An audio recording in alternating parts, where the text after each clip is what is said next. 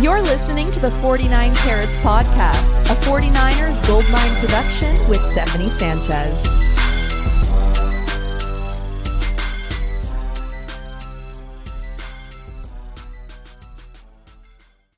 What's going on, everyone? Welcome to another edition of the 49 Carats Podcast. I'm your host, Steph, and today you are watching the second part of my Panthers preview doubleheader.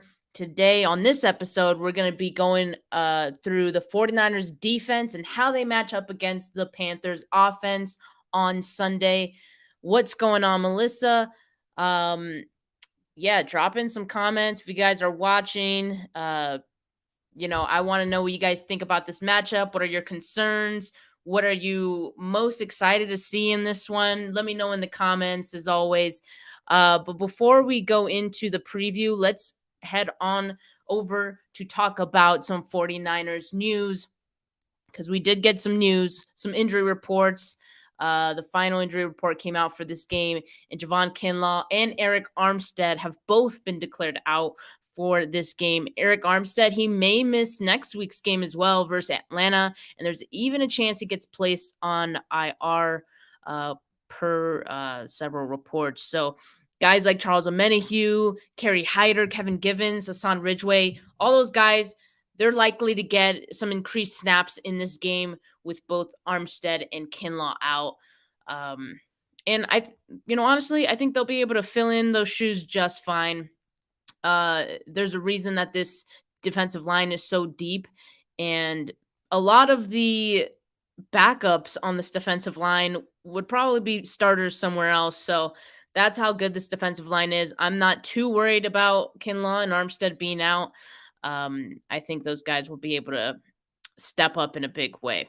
The latest on Jason Verrett and Jimmy Ward possibly getting activated. What Kyle Shanahan did confirm that Verrett won't be activated this week, but there's still a chance on Jimmy Ward. If they activate Jimmy Ward, that move would have to happen tomorrow, Saturday. So if we don't hear anything by Saturday's end, it means that he won't be playing in Sunday's game. If he does get activated, it means there's a good chance that he will. So keep an eye on that tomorrow, Saturday. Melissa here says she's most excited for Dre Greenlawn and Charlie Warner. Whew, Charlie Warner, that is quite the player to be excited for. But hey, no judgment. I know George Kittle not doing too much these days, or not just not getting the ball too much these days. So Charlie Warner, yeah, step right up. Definitely wouldn't mind it. And Dre Greenlaw has been playing great. Melissa says she's worried about the no running back rotation and the non-use of Jordan Mason. I don't know if I'm concerned or worried about it, but I'm a little frustrated by it for sure, because while I do think that Jeff Wilson Jr. has been, great through these few games, I also feel like it'd be nice for Jeff Wilson Jr. probably get a little bit of a breather. Let's see what Jordan Mason has. Definitely want to see some Jordan Mason. And even John Lynch this week, it kind of sounded like he wants to see Jordan Mason as well. I'm not sure what the exact quote is for that John Lynch, but just seeing that, I felt like he kind of wants to see Jordan Mason too. So he's one of us. He wants to see Jordan Mason. Angie, thank you for coming on. Like, I miss you so much. She says, feed Jordan Mason. And Melissa said, excited for another week of Gibson and Hufanga. I love those two together. Yeah, actually, we're going to talk about that very shortly here. Because actually right now, let's just get right into that, because that's the next thing that is on the docket to discuss is the 49ers secondary, starting with the safeties. That's how we're going to start this preview. So Tashaun Gibson and Talanoa Hufanga, as a safety duo, they're currently allowing a passer rating of 0 when targeted. 0, okay? That's pretty good, just saying. So they've only allowed 41 yards in their coverage between the both of them. So the both of them have only allowed 41 yards. That's pretty crazy as well. PFF has Hufanga graded as a second top graded safety and Tashaun Gibson as a third top graded safety. So that just speaks to how good these two guys have been playing together. And this is where I want to discuss Jimmy Ward and his return because look, my opinion, I'm sure the opinion of most of us, is that he should get his starting job back. Like, I think that's what the 49ers are going to do. I wouldn't even question that. I am, however, aware that there are some fans that think that he should have to earn his starting job back. And I mean, especially seeing how good Deshaun Gibson are, and that's fair. I get that Gibson has been really good, but I don't know if I'm just gonna, say, okay, Jimmy Ward, your time is done. You have shined enough. It's Deshaun Gibson's spot now. Like, I don't know if I could go that far. Look, credit to Gibson for exceeding everyone's expectations and playing at the level that he's at. Like, he's definitely impressed me, and I'm sure all of us. But for me personally, Jimmy Ward, he deserves to get his job back without question. He's been a staple and a fixture on this defense for many years now, and it's not like he's regressed. Okay, he just got hurt, so he may take some time to get back to his usual rhythm. I don't think I've seen many players who, in their first game back from a multi-game missed injury, if that's a phrase, that they come back and immediately look like the same player before the injury. But it's, as far as I know, he's still one of the better safeties and one of the more underrated safeties in this team. And so I think he's earned his spot as a starter for all the years that he's been here, and he's been that guy. So to me, he should continue to be the starter. But I'm curious to know what you guys think. Should Jimmy Ward get his job back right away, or would you continue to roll with Deshaun Gibson until you have a reason not to? Let me know in the comments. It could be interesting, right? Like, it could be kind of like in the playoffs when Steph Curry was coming back from his injury, and so they had Jordan Poole in the starting lineup. I don't know. They could try something like that. But let's get to some of these comments because I'm curious to know what some of you guys think. Let's see. Angie says, crazy how we thought the sky was falling when Ward went out, and Gibson has really stepped up. Yeah, he absolutely has. He's really, really surprised me, surprised all of us. I thought he was going to be getting cut, honestly. And so I'm not complaining about how good he's been, for sure. He's been awesome. Melissa says, Steph, thoughts on Deommodore Lenoir sack and dominance?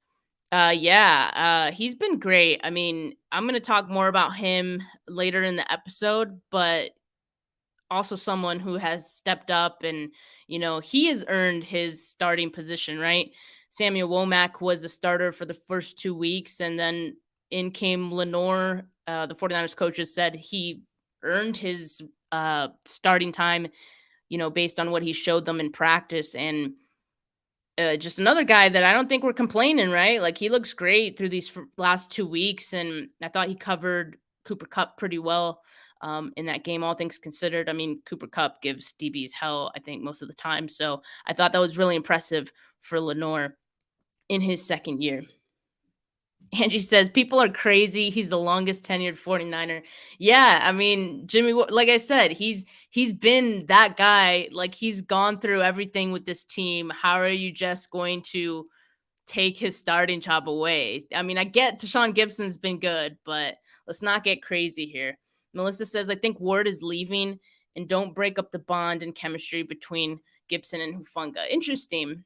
You know what? I think that's an interesting point, because I do kind of think that Jimmy Ward, seeing how Deshaun Gibson has looked, would lead the 49ers to think that they'll be okay if Jimmy Ward isn't here past the season.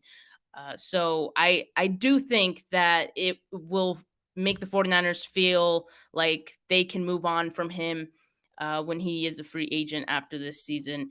And I mean, I don't know. Do they extend Gibson?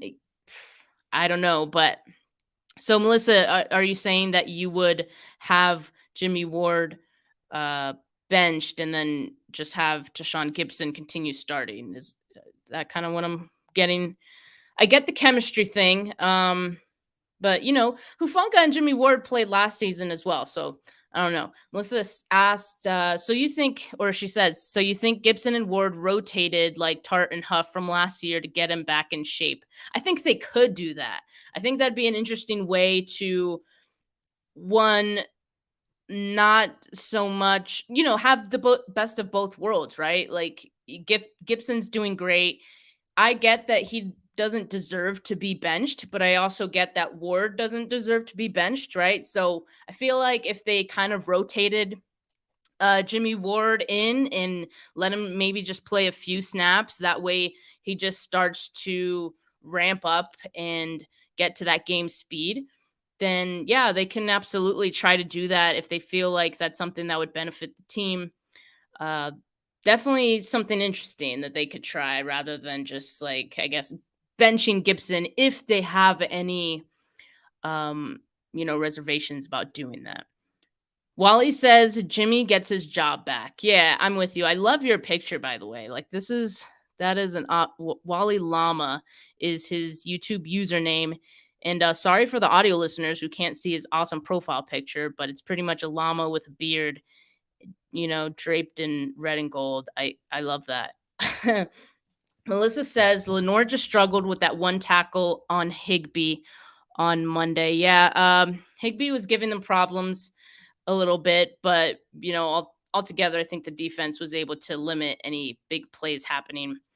And then Melissa says I would keep Gibson and Huff, but I wouldn't mind Ward rotated in some. Yeah, see, Angie, I for some reason I knew you would love it if you were still on. Thank you for still being on. Okay, Melissa, I just think Jimmy Ward and Emmanuel Moseley both might walk for money. Ward especially has crowed about free agency. Yeah, Jimmy Ward, you know what? If the 49ers don't give him a lot of money, he absolutely deserves to pursue that elsewhere. And like I said, like if the 49ers, want to give Gibson that spot next year, they absolutely will have that option. And so it'll be interesting to see what happens. But I definitely do think that these last few weeks of Jimmy Ward being out and Gibson playing so well, definitely, I think, ends up having a impact on that decision making, later this offseason. So interesting topic for sure. One I think we'll continue to have maybe throughout the season and certainly after the season. But let's get back into this preview. Let's talk about the 49ers corners because they've been playing awesome as well. I mean, we can literally every position group that I'm going to be talking about today has been awesome through all four of these games. Charvarius Ward, he's currently ranked 9 out of 103 corners by PFF. And for context, remember this morning in the 49ers offense preview episode, I mentioned that JC Horn, Panthers corner, is ranked 8th out of 103 corners. So it just gives you some context, a good idea of how well Horn has been for the Panthers defense. But Charvarius Ward, he's been just as good as advertised. He's allowed just 1 catch for 8 yards last week against the Rams. And on the season, he's allowed 60% of his targets in his coverage to be caught and 144 yards allowed in 4 total games. He has 3 pass breakups, and he also has an interception on the season, 15 total tackles, 7 stops. But it isn't just his coverage that has been good. He's also been effective as a run defender as well. PFF has him graded with a 92.1 run defense grade. And Melissa agrees that Mooney has been worth every time. Absolutely. I know it's so funny because when the 49ers signed him at first, we were like, who is that? Like, we didn't recognize his name really. And so like every 49er fan's first instinct is that he's a nobody. But then we very quickly, did some research on him and saw that he's actually really good. And yes, so he has been just as good as advertised and definitely paying off. And I think it's helping Emmanuel Moseley as well on the other side, who's also been great, allowing 70.6% of his targets in his coverage to be caught and 125 yards allowed on the season, which is less than Ward, actually. Manny Mosley also has 2 pass breakups. And the one small knock, if I had to be picky on Mosley right now, is that PFF has him with 4 missed tackles on the season. He had one last week versus the Rams. So there's some room for improvement, right? But we got to remember, to my earlier point, Mosley is the CB2 on this team, right? And for that, him being the CB2 is a perfect situation for him. And Mooney being the number 1 guy, I think he's playing that role really well as well. So I think they complement each other very well. Both Ward and Mosley, they're going to be working against DJ Moore and Robbie Anderson in this game. And both are talented receivers, okay? Don't get it twisted. They're both very good. DJ Moore, he broke out last season with the Panthers when he had over 1,000 yards on the season, 4 touchdowns in 2021. Robbie Anderson, he had a great season in 2020 when he had over 1,000 yards and 3 touchdowns. So again, talented group, but the issue with the Panthers receivers, to this point, they haven't been able to get anything going with Baker Mayfield. There's just no chemistry there, and Mayfield has been awful. And for Moore and Anderson, Mosley and Charvarius are going to be really tough matchups for them. So I don't think it's going to get any easier for them this week as long as the defense stays on their game, which, like I said, they've done it through 4 games so far. So I'm really expecting this defense to just continue rolling on here. I remember like last season, because the defense was also good last season, but they would have those games where they don't play to the best of their ability. So far through these 4 games this season, I haven't seen any of that. There hasn't been any weaknesses really with this group of guys, and that's something to look forward to each and every week. The fact that the 49ers defense is going to be consistent and good in just about every matchup. Melissa says, Steph, it feels like a dream. Our secondary is so good and our CBs aren't a constant source of liability. Yes, it's a long time coming, right? Like the 49ers for a while have had the solid defensive line, but just it was always a secondary. Like someone was always a liability there. And really, even the secondary, even the safeties, which, to start the season, we were worried about, there have been no weaknesses there. So, yes, it does kind of feel like a dream, but one that, I hope we don't wake up from anytime soon. That was corny, but, that's just how I feel right now. But let's talk about Deommodore Lenoir, okay? So, Melissa, you were asking about Lenoir. Who took over as the starting nickel corner ever since the Broncos game. And I think he's done a good job. Like I said, you can tell why he earned the position. And I think a lot of what Lenoir has done great won't always show up on the stat sheet. Like for a lot of these preview episodes, I look at PFF and I look at stats, and that doesn't always paint the picture of reality. Last week, I thought that Lenoir did a hell of a job covering Cooper Kupp on many crucial downs. And I said it last week that Kupp was always going to get his, right? That's just how good he is, that, you're not really going to stop him. You just have to limit him and what he does best. So he got plenty of yards in that game on Monday and all that. But, none of these corners, including Lenoir, who you might have called Lenoir one of the bigger question marks going into the game because it was only his second start of the season. But even Lenoir didn't give up any big plays to Cooper Kupp. And I think that's, that speaks a lot to how good the secondary is and how good Lenoir has been as well this season, because covering Cooper Kupp is no easy feat. So the good thing is for Lenoir is he won't be seeing Cooper Kupp this week. He'll be lining up against Panthers slot receiver Shi Smith. Smith has been targeted just 10 times this season for 4 catches and 36 total yards. That's through 4 weeks. So not a lot of involvement from him. And like I said, it's already been pretty tough for these wide receivers to get going for this Panthers offense and have a chemistry with Baker Mayfield. So, the slot receiver, in this case, Shi Smith, who is somewhat of an afterthought after DJ Moore and Robbie Anderson, is just not going to get those targets. Melissa asks, do you think Womack is being groomed for outside because Ward is the only outside CB here long term besides Ambry? That's interesting. They could. I mean, all of training camp though, Samuel Womack played the slot corner. So I don't know if I can say for sure whether he's being groomed for, to be an outside corner at this time.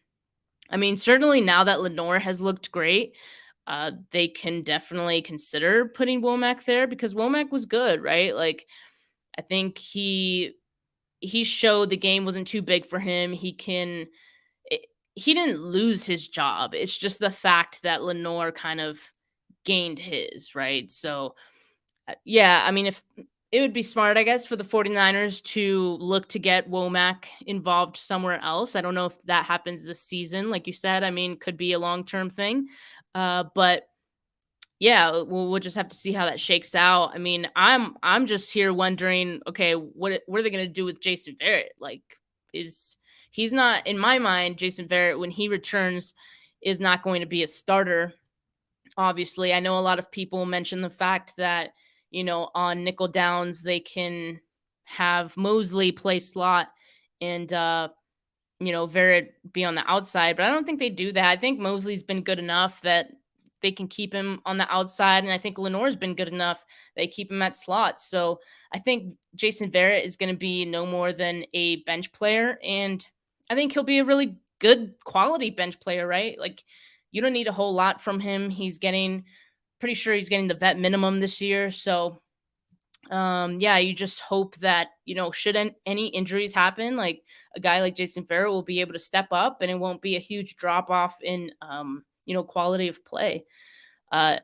Wally Lama says Demo was always in position last year, just never got turned around. This year, he's more confident in balling. Yeah, that was always my issue with Demo, was that he was always in position, and just, never really made plays. And yeah, I definitely saw the change in him. I mean, at training camp, towards the end of training camp, like really in the preseason, like when I went to the joint practices with the Vikings in Minnesota, the last practice day, I thought he had his best practice throughout like the off season from what I had seen. And he had that confidence. He believed in himself. And the first practice against the Vikings, he looked pretty bad, as did most of the secondary, actually. Like, Justin Jefferson was making all of them look silly. But he brushed it off, and he was able to come the next day, and he really turned it around. So I think that's the difference, because he's not getting down on himself. Like you said, he's more confident, and he's balling. I think also the fact that Samuel Womack, rookie, got that nickel starting spot, maybe kind of lit a fire under him a little bit to step his game up, and he's certainly done that. So, yeah, I mean, props to Demo. I'm a fan of his for sure. Melissa says, Steph, 7 sacks on Baker. Do we see another planted flag? Yes, absolutely. In fact, I think we see 2 sacks from Bosa in this one. That is my prediction. Yes, I think there'll be plenty of that. And Melissa said Womack was outside versus the Texans. Oh, yeah. Yeah, I mean, that was preseason. They could have him outside. I mean, it seems he's capable of doing it, right? So if that's something that they want to try out, yeah, he's a talented guy, definitely better than Ambry Thomas at this point in time. So, yeah, let's get him out there and see what he can do on the outside in the future. Yeah, so Melissa says Diamadora had off the field issues last year. I don't know too much about that, but yeah, I mean, he looks like a different player this year. So, credit to him. But let's get back to this preview here. So, Diamador Lenore, I feel good about his matchup this week. And like I said, it's not going to be Cooper Kupp, so it should be a lot easier for him out there. But let's talk about this 49ers defensive line, starting with Nick Bosa, because I know we all want to talk about Nick Bosa. In this particular game especially, there's a lot of, bad blood between him and Baker Mayfield, and I just love the drama.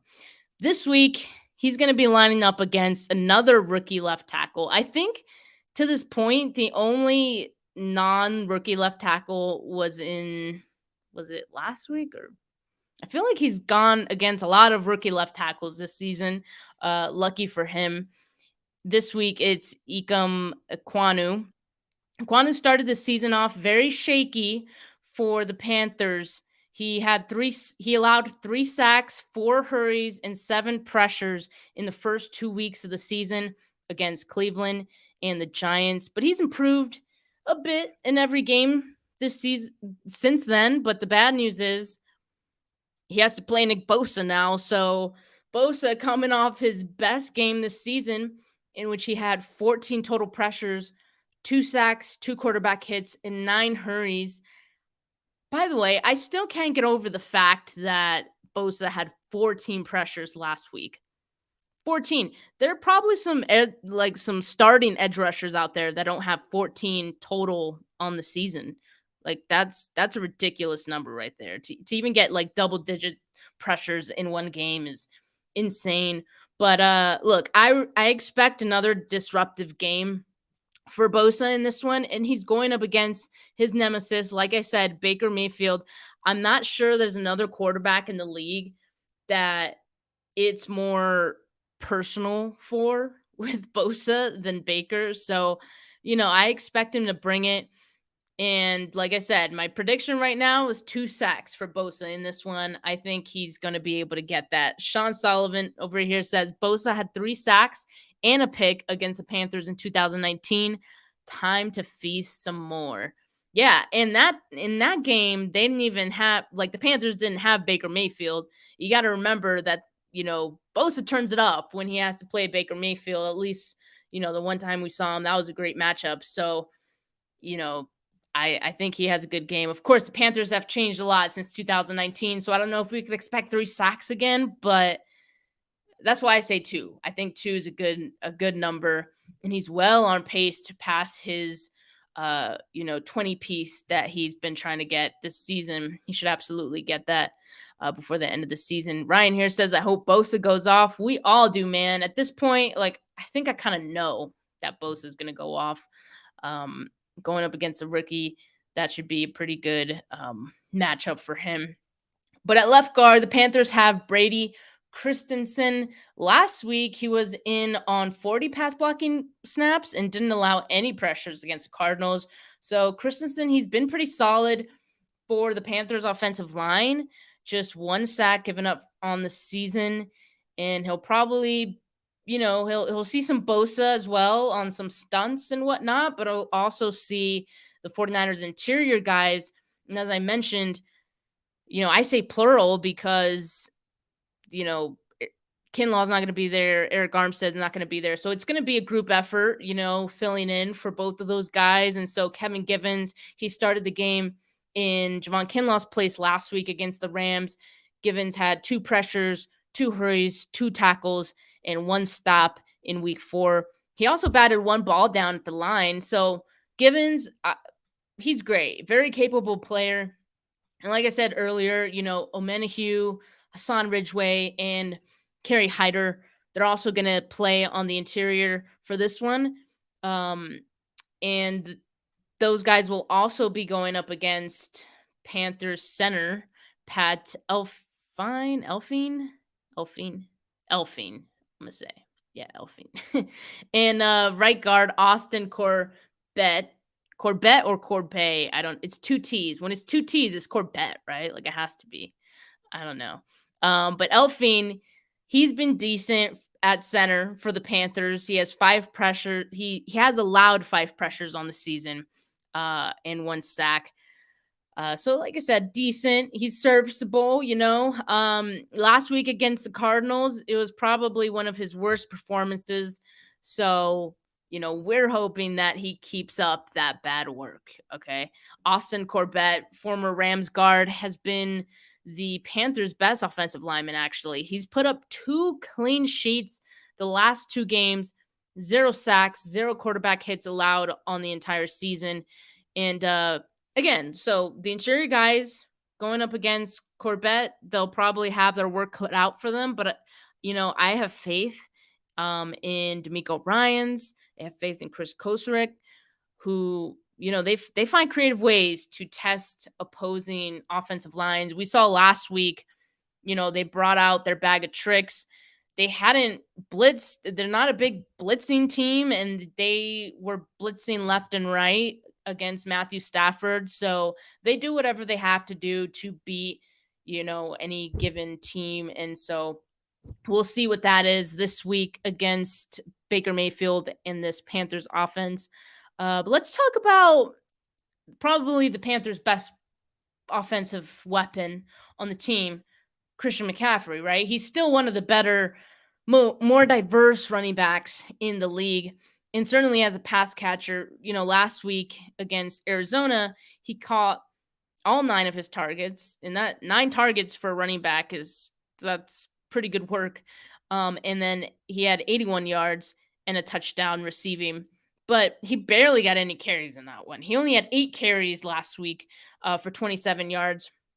He went into the week with a shoulder injury, so I'm not sure if they just wanted to keep him from, taking extra contact, not sure. But yeah, I would expect that he'll probably get some more carries in this game. He usually averages about 4 to 5 targets a game, and then averages about 14.5 carries a game. He's gone over 100 yards twice this season. And like I said, he's basically been the only positive for the Panthers offense so far. And so I would expect, given the fact that the 49ers the interior to defensive line is a little shorthanded, they're going to try to run the football up the middle probably. Because honestly, the 49ers are really good in space. We have Hufanga, we have Greenlaw, Fred Warner, who can play sideline to sideline. I think they're going to try to, get some plays going up the middle, just because Kinlaw and Armstead are out. But I think they're going to find out that, oh no, the 49ers defensive line is still good, even with those guys out. And so I still feel good about the 49ers being able to limit Christian McCaffrey's impact. And kind of like Cooper Kupp, McCaffrey, he's one of those players that is going to get his, right? Like, no matter what, he's going to have a good game. But 49ers, they just need to make sure to keep the big plays from happening. They just need to limit him. And if they do that, then, I feel very good about this game. Force Baker Mayfield to throw the ball, that's we've seen him throw the ball. If he throws the ball, we're going to be in good shape in this one. I'll tell you that. But the 49ers linebackers, let's get to them really quick. Look, the duo of Fred Warner and Dre Greenlaw has been amazing in recent weeks. Surprising enough, though, PFF has Greenlaw graded higher than Fred Warner based on performance right now this season. Greenlaw, he is graded 8th, and Warner is graded 14th out of 77 total linebackers. Greenlaw is coming off his best game of the season, in which he had 13 tackles, 5 stops, 3 pressures, and 1 sack against the Rams. Demetrius Flanagan fouls. You might have been wondering where the hell he was last game. Well, he didn't play because the 49ers played in nickel pretty much the entire game. So they only had Fred Warner and Greenlaw out there. And so when it comes to who the linebackers are going to be, covering, obviously, they help with run defense, pass defense, things like that. In particular, tight ends, right? Panthers tight end Ian Thomas, he's not a huge part of the offense at all. He's only had 11 targets through 4 weeks, just 6 catches for 85 yards. And so not doing much. So this is not going to be a tough matchup for the linebackers at all, especially coming off that game against Higbee, which, Higbee, another player who kind of was going to get his no matter what, just because of the sheer amount of volume he's getting in that Rams offense. I thought the 49ers did a pretty good job of limiting him and not allowing any big plays. It was more so the Rams just like chipping away and Higbee getting a lot of volume. But I thought the 49ers linebackers played him great, all things considered. And so Ian Thomas should be a fairly easy matchup for this linebacker group. Let's see. We got some comments here. Melissa says, Big Play Dre is back to beast mode. Yes, indeed, he is. We love to see that. I know after that week 1 game, like he was terrible for him, and he's turned it up since then, and he got his extension. So good for him. We love to see that. We want to see more of that. And Melissa says, Dre always brings it versus divisional opponents. Yeah, that's a good point. Like maybe that's his favorite kind of game, just playing against some NFC West teams. Sean says Dre showed character in coming back to his best after Chicago. Absolutely. Yeah, I mean, he didn't let it get him down. He very easily could have. But yeah, he's putting together some good games. The fact of this defense being so good, I feel like it's almost impossible to not want to be great in this defense. Like that's how good this defense is. Everyone around you is great. And so you want to step up for your teammates, for the other guys on this defense that are, balling their asses off. That's the sense that I get. And I think that's the great thing about, this group of defensive players. And, Dre Greenlaw, he stepped it up. He's definitely one of those guys. Let's talk about Baker Mayfield, okay?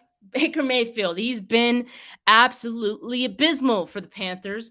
He has a 75 passer rating, which ranks in the bottom 3. Only Justin Fields and Mitch Trubisky have been lower. Trubisky, he's been benched since then. Justin Fields, the Bears aren't going to bench him because he's a second-year quarterback. But yeah, that's how bad Baker Mayfield has been. He has a 54.2 completion rate. Only Justin Fields is lower. 54.2 completion rate. Averaging just 186 passing yards a game. He has one passing touchdown a game.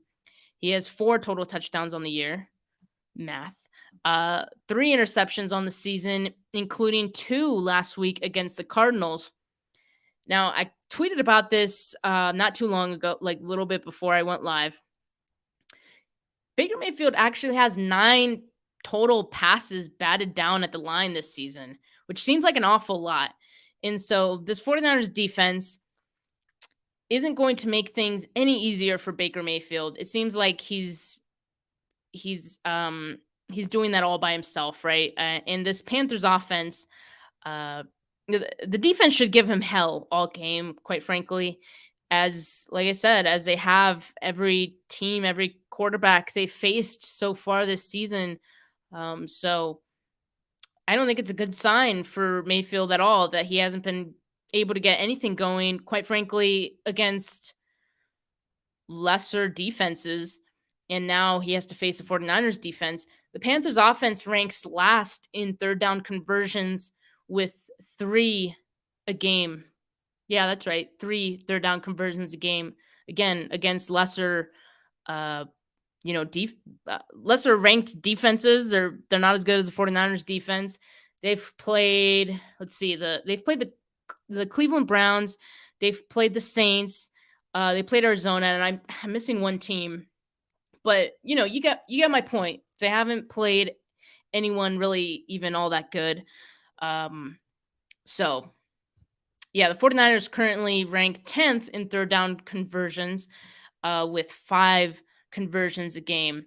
I still would like to see the 49ers. Oh, the Giants. Thank you, Melissa. Yes, they've also played the Giants, who they lost to. I think the only team they've won, or they've beaten so far this season has been the Saints, and that was without Winston, and they also didn't have Kamara in that game. So, yeah, that just tells you what this Panthers team is bringing. But, okay, now I'm going to do my overview of this matchup really quickly, though. I'm just going to get to some comments.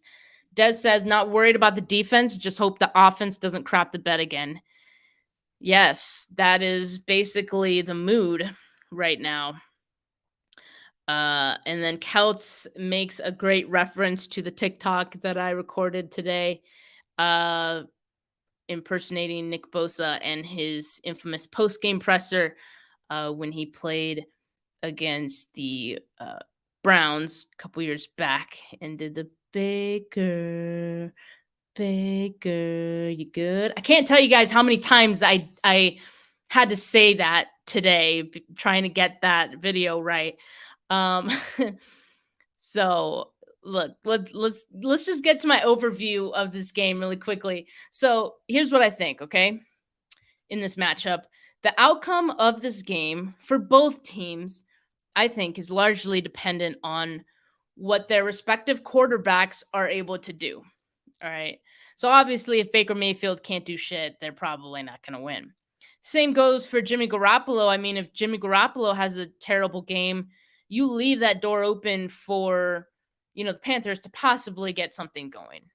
Now, I still don't think the 49ers defense would allow that to happen, thankfully. But again, for the 49ers offense, the key is for Jimmy Garoppolo to get the ball out quickly. Like I mentioned earlier today in the offense preview, that's going to be one of the big keys, given the fact that they have Jalen Moore starting at left tackle, going up against Brian Burns.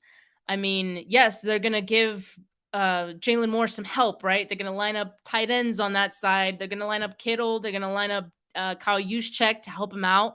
But still, Jimmy Garoppolo also has to do himself a favor and get the ball out quickly, okay? So that's the key for the 49ers offense, all right? Just be efficient and get the ball out quickly. For the 49ers defense, they have to force Baker Mayfield to beat them because we know he can't and he won't. So that's got to be the game plan. And I think it won't take much to get there, okay? But the overlooked things, I think, in this game is that it's on the road.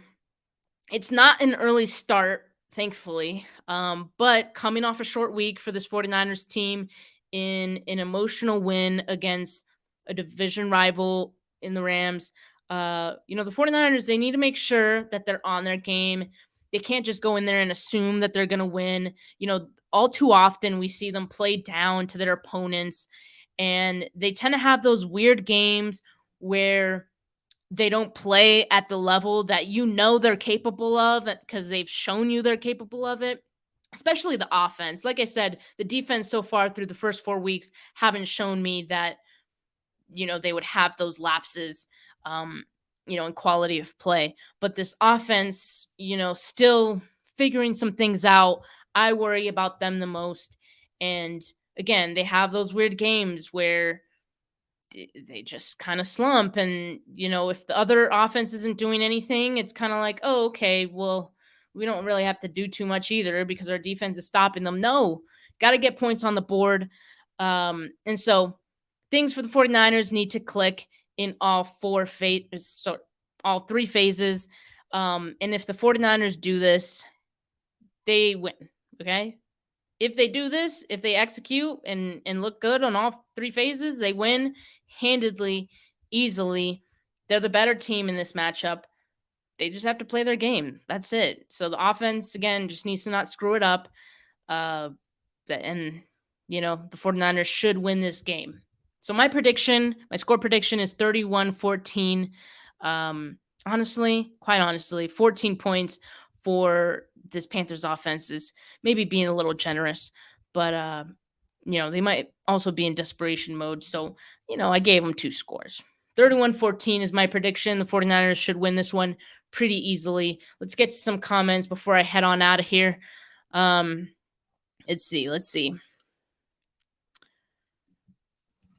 Can Ray hold on to the ball on kick returns? Asks newbie. Yeah, good question. He had that one. What does he have? Like 2 muff punts now? Is it 2 or does he just have 1? I know both times the 49ers recovered it, right? So it hasn't been that detrimental so far, but obviously concern just because, look, special teams was supposed to be the improved unit, and it is improved from last year, but man, can we just have a good kick returner like who doesn't cough up the ball? Like, could we do that? That'd be great. We need to get some nice returns going. That's what I want to see. Couch says, "Oh my God, I did not see the impersonation of the Baker. I seen the one a while back. Amazing job. Go see it, Couch. It's on. I could put it on the YouTube. What is it called? The YouTube Shorts. If you want, I could put it on YouTube. But it's on TikTok right now, and it's on my Twitter account. You guys know what my Twitter account is, so it's on there if you guys want to see that one." Melissa says, "Steph, do you see Richie James is wide receiver 1 for New York Giants? Are grateful for him." Yeah, Richie James, I mean, just not even by, his play, but just because literally every other receiver on that team is hurt. Richie James getting an opportunity, good for him, yeah, he might be a good sneaky DFS fantasy streamer this week. So hey, Richie James stonks up. Good for him. And newbie says he's going to the game. Awesome, man. I mean, I hope the 49ers win it, and I hope you enjoy yourself. Should be a good one. Yeah, and then John Chapman is always at the road game, so make sure you catch one of his I'm dying at this comment. Newbie says John Chapman looks like Buzz Lightyear. He can totally pull it off for Halloween. Dude, that would actually be a great costume. That's a good one. Whoa, Melissa's prediction for the game is 41-3. 49ers win. Holy, that's awesome. I hope that's a score. That would be really great. If it's possible, it almost seems like the Panthers might be worse than they were in that 2019 game. So I don't know. It could be possible for sure. Sean says Bosa gave a locker room interview, and all I could hear was Steph. Yeah, dude. People were like sending me videos of like Bosa interviews and was like, "I thought of you," and I'm like, "Oh my God, what have I started? What have I done?" It's pretty funny though. I might have to make those a regular thing because it is really funny and pretty humorous to me to do those. So yeah, more coming on the way, but make sure you guys follow me on TikTok as well.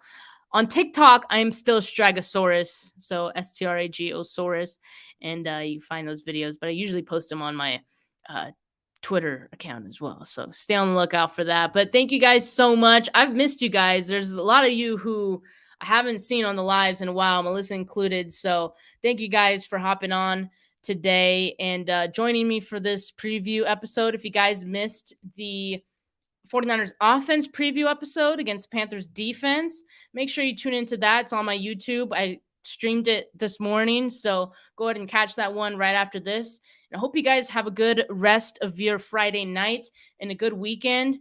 And talk to you guys later. Peace.